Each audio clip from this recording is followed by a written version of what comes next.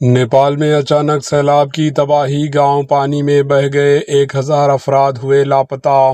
پڑوسی کنٹری نیپال کے رسوا ڈسٹرکٹ میں چہارشنبے کی صبح اچانک آنے والے شدید سیلاب نے بڑے پیمانے پر تباہی مچا دی۔ سیلاب ریلے میں ایک پورا گاؤں بہہ گیا، جبکہ تقریباً 1000 افراد کے لاپتہ ہونے کی اطلاعات ملی ہے۔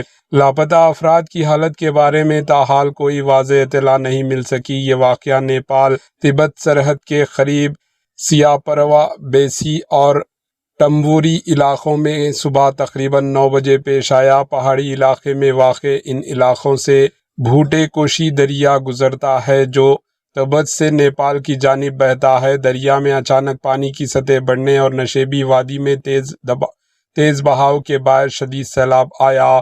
سیلابی ریلے نے گاؤں کے ساتھ حکومت کے ایک زیر تعمیر منصوبے کو بھی اپنی لپیٹ میں لے لیا، جس سے بڑے پیمانے پر مالی نقصان ہوا۔ اطلاع ملتے ہی امدادی و ریسکیو ٹیموں نے کارروائی شروع کر دی، جو تاحال جاری ہے۔ حکام نے آس پاس کے علاقوں کے لوگوں کو الرٹ رہنے اور مزید ہدایات تک محفوظ اور بلند مقامات پر منتقل ہونے کی ہدایت کی ہے۔ نیپالی حکومت نے دریائے تریشولی کے اطراف کے علاوہ ضلع کے عوام کو بھی الرٹ رہنے کی ہدایت جاری کی۔ Bureau report, AHN news. AHN news کے YouTube چینل کو سبسکرائب کریں اور بیل آئیکن کو دبانا نہ بھولیں تاکہ آپ کو ہر نئی آنے والی ویڈیو کا نوٹیفیکیشن بر وقت مل سکے۔